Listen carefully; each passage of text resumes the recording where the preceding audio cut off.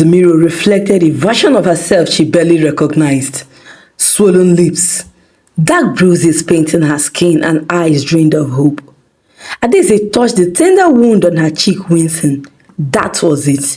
She had finally had enough. She turned her gaze to the expensive wardrobe filled with designer clothes she barely wore, yet none of it mattered anymore. She had traded her freedom for this prison disguised as marriage. 3 years of torment, of broken promises, of fear. She had walked into this marriage thinking she had found love, security, and a future. Instead, she had found herself trapped in this nightmare. She thought about all the warnings she had. Her mother's concerned voice, her best friend Aisha's skeptical frown, even her own gut feelings that had told her 3 months wasn't enough to know someone. From the corridor, she could hear the faint hum of music from Chuka's study. He was inside, probably sipping his whiskey and waiting for her to come crawling back like she always did. Not tonight. She had a small traveling bag hidden behind the bedroom door, packed with just enough to get her out of this house and out of his reach. But she had been desperate, and as she reached for her bag, her fingers trembled. Was it really over? Could she walk away from everything? A sudden noise made her freeze. The front door creaked open. Not Chuka. He never used the front door. Her heart raced. Who could it be? Then she heard it. A voice she hadn't heard in years. A voice from her past. Adaeze? She turned sharply. It couldn't be. But it was. And just like that, she was thrust back to where it all began. 3 years earlier, Adaeze was the epitome of success. A 32-year-old senior consultant at a top firm in Lagos. She had fought hard to get here. Long nights, sacrificed weekends and countless hours, proving herself in a male-dominated industry. She had built a life she was proud of. Expensive shoes, a well-furnished apartment, vacations to Dubai and Santorini. She had worked hard for it all. Marriage is not a do-or-die affair, Mama. She often told her mother whenever the marriage talk came up. I need a man who understands my worth, not one who will cage me. Her mother, a simple woman from Enugu, never understood. Ada, a woman is like a flower. If you wait too long, you will wither before anyone can pluck you. Nonsense, Adaeze will scoff. Mama, see, this is not the 90s again, no. Women are more than just wives. Her younger sister Amaka had married at 26 and now had 2 kids. Their mother never fails to remind Adaeze of that fact. See Amaka, she had given me 2 grandchildren. You only walk. Love had always been secondary, but it wasn't as if she lacked suitors. There was Kunle, the kind-hearted doctor she had dated in her late 20s. He had been patient, understanding and deeply in love with her. I see a future with you, Adaeze, he had told her on one of the evenings they went out. But Adaeze had seen something else, a distraction, a detour from her career. So she ended things, convincing herself that love could wait. Then there was Emeka, an old friend from the university. He was ambitious, charming, and shared her drive for success. But when he proposed they build a future together, she hesitated. Marriage meant compromise, and Adaeze wasn't ready to adjust her plans for anyone. Now, sitting at her desk, she wondered if she had made the right choices. Her phone buzzed. It was Aisha, her best friend from university. Adaeze, you won't believe we just got engaged, Aisha said. Who? Adaeze asked, though she already knew where this conversation was going. Biola. Can you imagine? The same Biola who always wasn't serious about relationships. Adaeze forced a smile. That's nice. Aisha paused. Are you okay? You don't sound excited. I'm fine, Adaeze lied. She wasn't fine. Not entirely, because with every wedding announcement and engagement post on social media, she felt the weight of her mother's words creeping in. Maybe she had waited for too long. Maybe it was time to settle down. Adaeze met Chuka at a networking event in Victoria Island. She wasn't looking for love that night. She had only come to connect with potential business partners. But then, there he was. Tall, dark, and effortlessly charming. Chuka carried himself like a man who had owned the world. His voice dripped with confidence as he introduced himself. "I've been watching you from across the room," he said. "You carry yourself like a queen. Confident, untouchable." Adaeze raised an eyebrow, unimpressed. "And you think a few sweet words will make you get my attention?" "No, but I think an intelligent conversation might." That intrigued her. Most men were intimidated by her success, but not Chuka. Over the next hour, they talked about everything: business, travel, books. He listened to her, really listened, and for the first time in a long while, Adaeze felt seen. By the end of the night, he had a number, and by the end of the week, they went on their first date. Chuka was everything she wanted: wealthy, successful, emotionally intelligent. He remembered the little things, like how she hated crowded places. He spoke her love language, words of affirmation and quality time. "You are different, Adaeze," he would whisper over dinner dates at the finest restaurants. "I've never met a woman like you." It felt too good to be true. And maybe it was. But she ignored the tiny voice in her head. After all, wasn't this what she's been waiting for? 3 months. 3 months, that was all it took for Adaeze to fall completely for Chuka. He had swept her off her feet like a scene from a romantic movie. Weekend getaways to Dubai, surprise gifts of designer handbags, candlelit dinners in exclusive restaurants. He made her feel special, like she was the only woman in the world. "Why wait?" Chuka asked one evening as they strolled along the beach. "We love each other, let's get married." Adaeze hesitated. Marriage? So soon? She had always believed in taking her time, in getting to know a man better before committing. But with Chuka, everything felt right. He understood her, spoke her love language, and treated her like a queen. He was rich. Her mother would finally stop complaining. "Are you sure?" she asked, searching his eyes.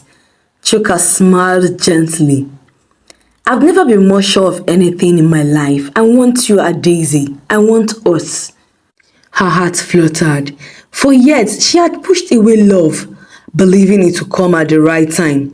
But time wasn't on her side anymore. She was 32. Most of her friends were married with kids. Maybe this was her moment. The proposal was grand. An intimate dinner at a private villa in Santorini. A diamond ring sparkling under the candlelight. She said yes. Her mother was overjoyed. "Finally, Ada, I told you marriage is a blessing." Amaka, her younger sister, was skeptical. "Are you sure you know him well enough?" "Yes," Adaeze insisted. "He is perfect." "He's different," she told Aisha over lunch. "He gets me. He understands my love language." Aisha, the ever skeptic, raised an eyebrow. "Adaeze, you've known him for what now? 3 months?" "So, people fall in love faster now," Adaeze replied. "I just don't want you rushing into anything because you feel pressured. Are you sure you know him too well to marry him?" Adaeze laughed, waving off her concerns. "I know enough." And with that, she convinced herself that she had finally found love. Adaeze's wedding was the talk of the town, held at a luxurious event center in Lekki. It was nothing short of a fairy tale. The guests were a mix of Lagos elites and business moguls. And Adaeze in her custom-made designer gown looked like a queen. Chuka spared no expense. He wanted the world to know that Adaeze was his. The wedding was extravagant, the kind she had once dreamed of. And as she stood before the priest reciting her vows, she convinced herself that this was the happiest day of her life. Her mother, despite her initial concerns, beamed with pride. At last, My daughter has found a good man, she told everyone who would listen. Even Aisha, who had remained skeptical, eventually conceded.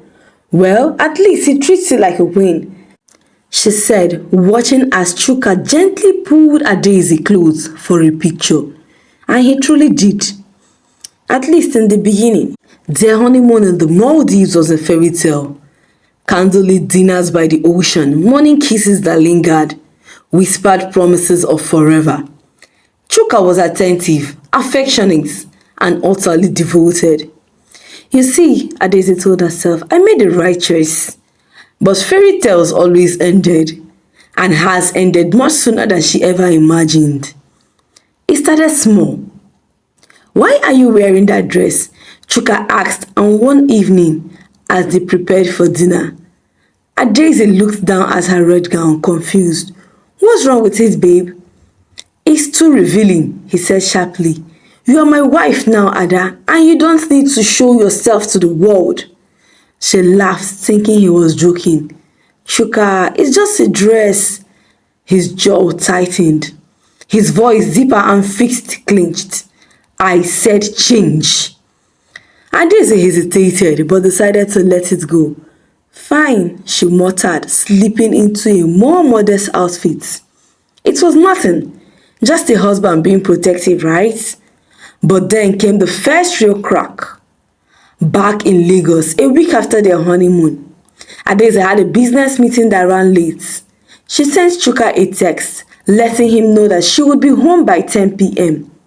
When she finally walked into their mansion at 10:30 p.m., she was exhausted. She kicked off her heels, sighing. Where are you coming from? She turned to see Chuka standing by the staircase, his eyes cold. I told you I had a meeting, babe, she said, frowning. I texted you though. Chuka took slow steps towards her. And you think that's enough? You come home late like some street girl and expect me to be fine with it. Adaeze's heart pounded. Chuka, I'm not a child. I have a job. Then it happened. A sharp, stinging slap across her face. She stumbled back, gasping. Did you just... Don't ever disrespect me again, Chuka said, his voice calm but dangerous. You are my wife. Act like it. Tears filled her eyes, but she didn't move. She was too shocked. This wasn't the man she married. The next morning, he apologized with flowers and a designer handbag. I lost my temper, he said softly. Forgive me, my love. Wanted to scream, to leave, but then she thought, was it really that bad? It's just one slap. She convinced herself it wouldn't happen ever again. Could she be wrong? She wanted to believe him. Maybe he really did lose control just that once. Maybe marriage comes with its challenges. So she stayed. But things were never the same again. The changes were subtle at first. Chuka started making rules. I don't want you working late anymore, he said one evening. A wife should be home early to take care of her husband. But babe, my job. He grabbed her chin, forcing her to look at him. Are you again with me? No, she whispered, fear creeping into her voice. Good girl. He patted her back. He started choosing her outfits, monitoring her calls, questioning every text message. If she was even few minutes late from work, he would sulk for hours, making her feel guilty. And then, the isolation. One by one, her friends stopped coming around. Chuka always found an excuse. You don't need them, he would say. I'm your family now.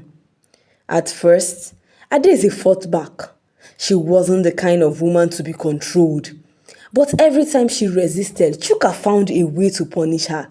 Cold silences, cruel words, or worse, his hand. She started walking on eggshells, avoiding anything that could set him off. This wasn't love, she knew it. She was enduring marriage. But she didn't know how to escape.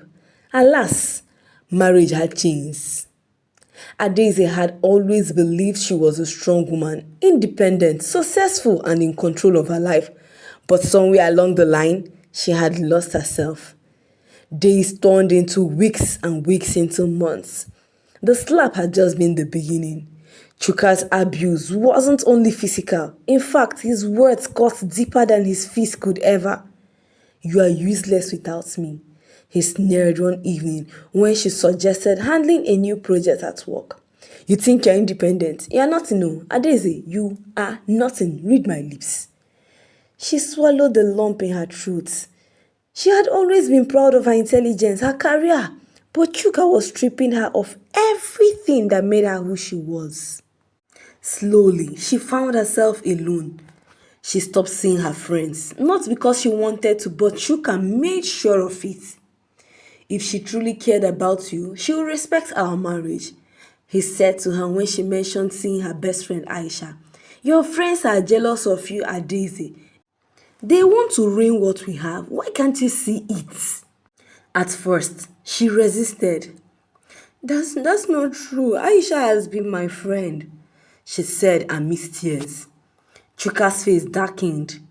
"Do you love me or not?" "Of course I do," she whispered, not sure if it's love or love born out of fear. Then cut her off. Adaeze's eyes widened. "Yes, you heard me right. Cut her off." "Our marriage or your friendship," Chuka insisted. And so she did. Adaeze was lost. Her colleagues at work noticed the change.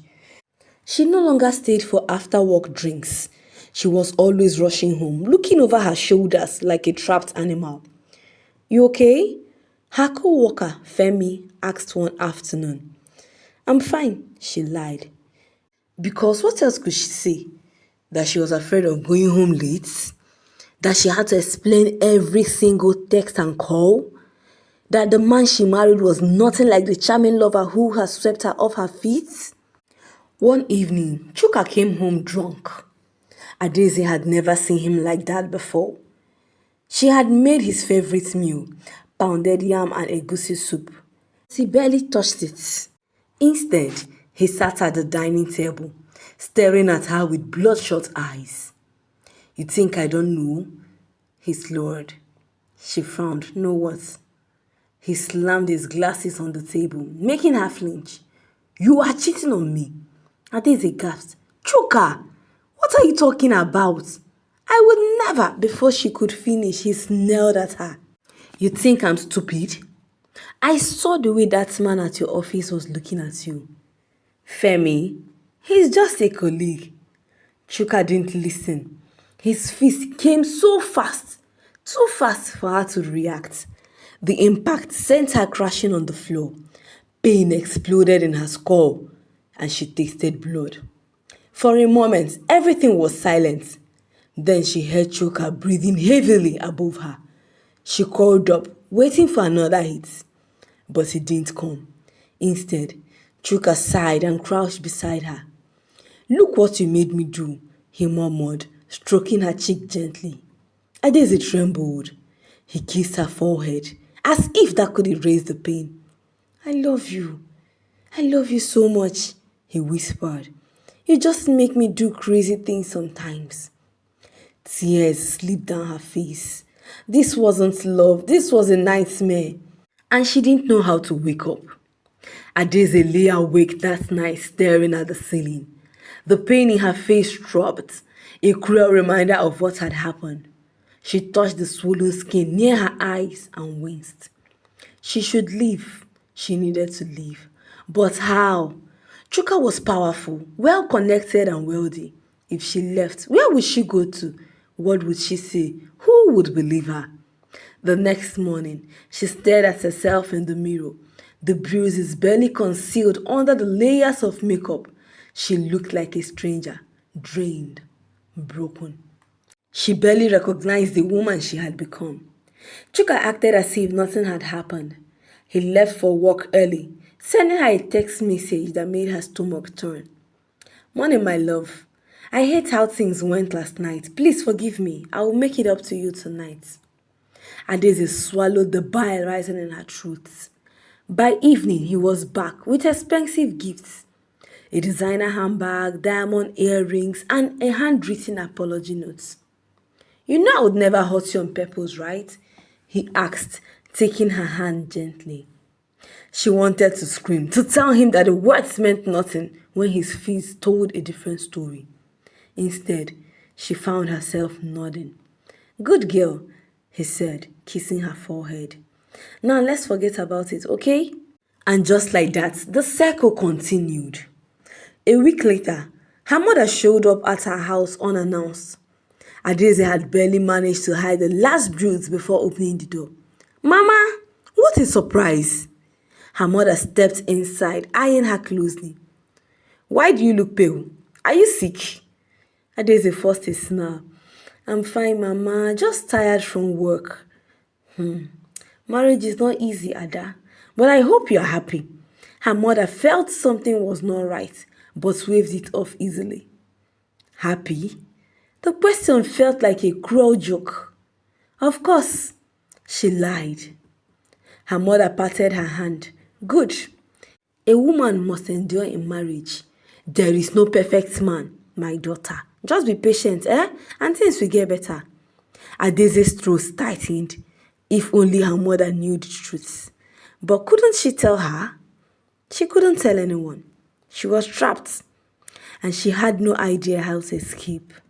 One evening while Chuka was out, Adaeze received an unexpected visitor. A woman, mid-30s, with tired eyes and weary expression. She introduced herself as Mira. I need to talk to you, the woman said urgently, looking above her shoulders. Adaeze hesitated. I'm sorry, do I know you? Mira exhaled sharply. I was Chuka's first wife. Adaeze's stomach twisted. First wife? Yes, and if you are smart, you will leave before it's too late. Adaeze felt dizzy. Her legs couldn't carry her. That's not possible. He told me he was never married. Mira let out a bitter laugh. Of course he did. That's what he always does. Did he tell you about our 2 children? Adaeze's knees buckled. Children, what? She felt like a fool. You are not the first, my dear, and you won't be the last. Mira continued. Chuka is a very dangerous man, Adaeze. He will destroy you if you let him. Adaeze's hands trembled. She wanted to scream, to demand answers, but deep down, she already knew. The bruises, the lies, the possessiveness. She had married a monster. Confronting Chuka was the worst mistake Adaeze had ever made. The moment she asked about Mira, his entire demeanor shifted. You are talking about my ex now? His voice was eerily calm, but his eyes burned with fury. You lied to me, Chuka. Adaeze's voice shook. You have children. You have a past you never told me about. So what? He stepped closer. You are my wife now. That's all that matters. Adaeze's breath hitched as he grabbed her wrist, squeezing hard. You will never bring up Mira again, he whispered. Do you understand? She nodded. She did understand out of fear, because she knew that if she didn't, she might not survive the next time. From that day, she learned to stay silent. Her silence licensed Chuka to parade his side chicks without remorse. After all, she dared not speak about it. But silence wasn't survival. It was a slow death. 3 years. 3 years of bruises hidden under makeup. 3 years of false smiles at social events. 3 years of watching Chuka parade other women without fear or shame. Adaeze had totally lost herself. Until one night, when everything changed. It started with a phone call. Adaeze had been in the kitchen preparing dinner when her phone buzzed on the counter. She glanced at the screen. It was Femi, her co-worker. Her hands shook as she hesitated. She hadn't spoken to Femi in weeks, not since Chuka accused her of cheating. But Femi had always been kind to her, and deep down, she missed having someone to talk to. Taking a deep breath, she answered. Hello, she said, keeping her voice down. Adaeze, hey, it's been a while. Are you okay? She opened her mouth to respond, and then the phone was snatched from her hands. She gasped, turning to Chuka, standing beside her, his face unreadable. Her stomach dropped. Femi, Chuka said over the phone, his voice deceptively calm. This is her husband. She won't be talking to you anymore. He ended the call and slowly placed the phone on the counter. Adaeze took a step back. Chuka, please, it's not what you think. The slap came so fast that she didn't see it coming. Her head snapped to one side, pain exploding in her jaw. But before she could recover, he grabbed her by the throat, slamming her against the fridge. You disrespect me in my own house, he growled, his grip tightening. After everything I've done for you.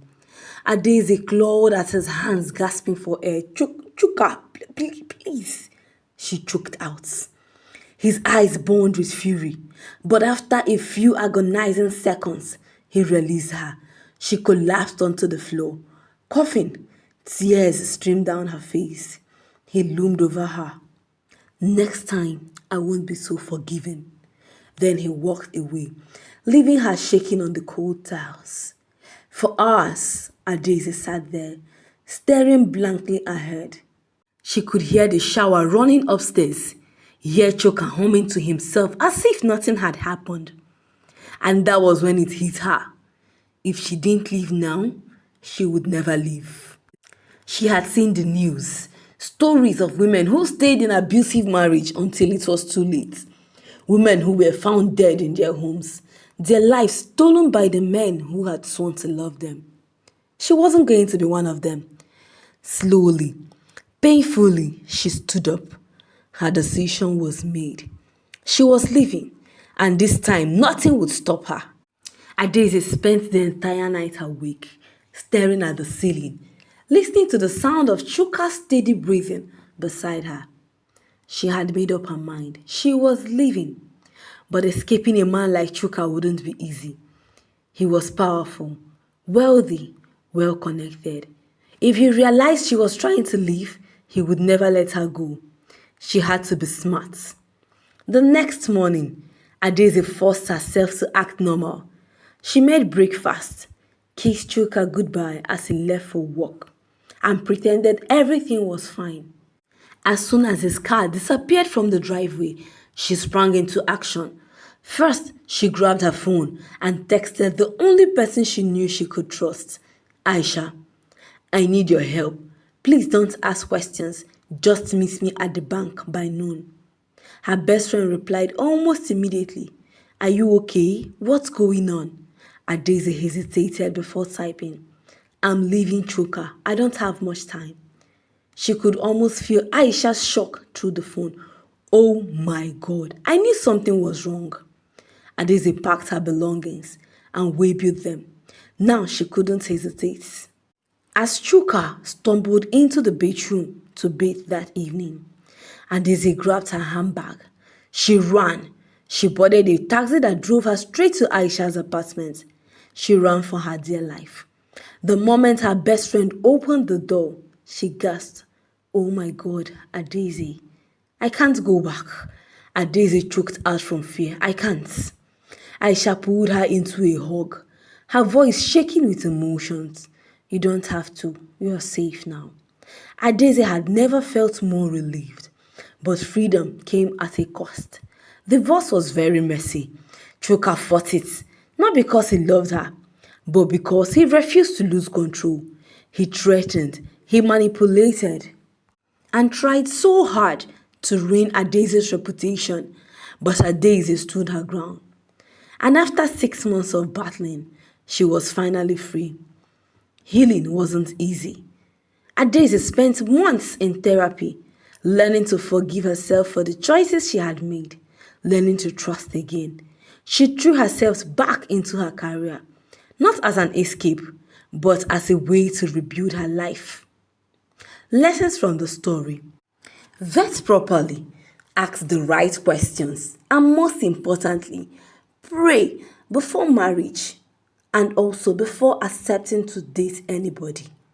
We don't want the statistics of women who die as a result of domestic violence increasing, when there are lots to learn from those it has happened to. A word is enough for the wise. Subscribe, like and share. Till I bring another lesson-filled African story your way, God bless you.